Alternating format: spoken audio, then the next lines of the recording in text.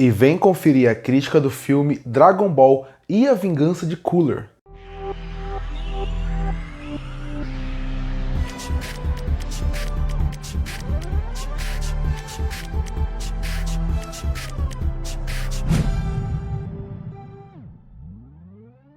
E eu assisti o filme Dragon Ball e a Vingança de Cooler, lançado em 1991, e seguindo, obviamente, a série de vídeos que eu estou fazendo aqui no canal, que envolve os filmes de Dragon Ball, que até agora eu não faltei em nenhum. Então se você gosta dos filmes de Dragon Ball até aqui, saiba que já tem crítica deles no canal. E bom, esse é um filme que eu estava ansioso para reassistir, porque eu assisti quando eu era pequeno, e eu acho o Cooler um bom vilão. Eu gosto dele visualmente, gosto da ideia que criaram pra ele, até porque dos outros vilões, esse acaba criando uma ligação para Dragon Ball com o Freeza, sem ter que estragar a história, sem ter que realmente criar algumas incoerências, e isso me agrada bastante. E o filme em si, mesmo que ele não seja o melhor do mundo, ele consegue mostrar algumas evoluções para o filme de Dragon Ball Z. Tanto em questão de animação, que nunca foi ruim, é bem verdade, mas se mantém muito boa aqui, misturado com uma narrativa que ela segue os padrões, mas aqui funciona melhor, e como eu falei, ele cria uma ligação maior com o universo de Dragon Ball, e isso me agrada bastante. Porque o Cooler é o filho do Freeza, é o irmão do Freeza, na verdade. E ele é a pessoa que até poderia ter matado o Goku, mas ele resolveu não fazer isso, porque ele estava no planeta Vegito no dia em que ele foi completamente explodido e destruído.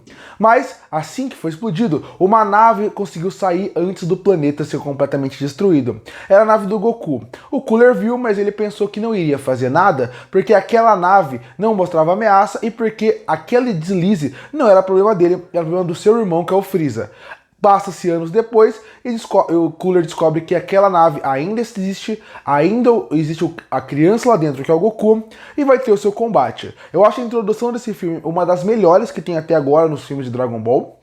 Como eu falei, eu gosto que a história se liga do Cooler com o Freeza, com o pai deles, mas o problema é, o filme a partir daí larga um pouco isso de lado. E é o que eu sempre falo, um dos grandes problemas de Dragon Ball, os filmes até agora, são a quantidade de tempo que o filme tem. Apenas 45, 50 minutos. Eu acho que se o filme tivesse 1h10, 1h15, ele seria um filme que poderia, por exemplo, explorar mais o passado do Cooler com o Freeza. Porque a gente vê que o Cooler, ele tem uma inveja do Freeza, provavelmente porque o Freeza era considerado o filho preferido do pai. Você vê que o Freeza, ele sempre estava na frente do exército, e o Cooler sempre era colocado de lado, e isso poderia ser muito interessante se bem trabalhado, se bem desenvolvido, e infelizmente isso não acontece nesse filme. Pelo pouco espaço de tempo que o filme tem, você não consegue realmente se importar tanto com o Cooler quanto ele merecia que você se importasse, você não consegue saber mais da ligação deles, e você acaba vendo um grande potencial desperdiçado. Tirando isso, Dragon Ball segue aquele padrão de todo o filme.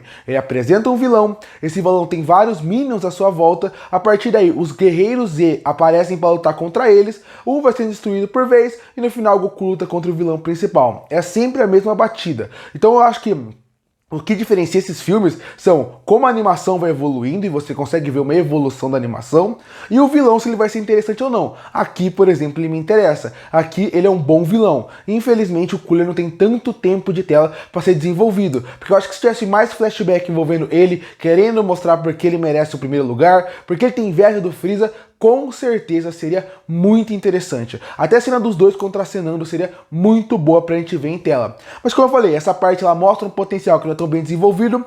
Os minions dele aqui são bons, eu gosto dos minions do Cooler, eu acho que eles funcionam bem em questão de batalha. Até os guerreiros B são bem utilizados, Z são bem utilizados, e é legal ver o Goku em ação. Sem contar que mantém a trilha sonora da animação, que eu gosto bastante, é uma trilha sonora marcante pra mim, funciona em batalha, funciona para o filme como um todo, e como eu falei, você consegue ver visivelmente uma evolução da animação. Eu acho que demora muito para começar o Cooler versus o Goku, fica pro final, mas funciona bem, e como eu falei, é um filme que no final, ele tinha potencial para ser melhor, porque ele provou isso no começo do filme. Ele tinha uma história que, se bem contada, funcionaria bem. Se fosse uma história só do Goku, só do Freeza Cooler e o rei deles, o pai deles, decidindo o que fazer com os Saiyajins, já seria um filme muito interessante porque é uma dinâmica diferente que a gente nunca viu em Dragon Ball. Mas mesmo assim, é um filme que ainda gera um entretenimento e uma diversão porque a animação é boa, as sequências de ação são ótimas, você ainda tem uma boa trilha sonora e uma história que mostra um potencial com vilões que visualmente chamam a atenção, diferente de outros filmes que o visual dos Minions e do vilão parece até um pouco genérico. Concluindo, Dragon Ball Z, A Vingança de Cooler é um filme que mostra um potencial, é um filme que gera entretenimento, tem uma boa animação, uma boa trilha sonora, mas eu ainda acho que ele poderia ser melhor. Mas não é um filme ruim, é um dos melhores de Dragon Ball até agora. E por isso que eu fecho Dragon Ball Z, A Vingança de Cooler com uma nota 7 de 10.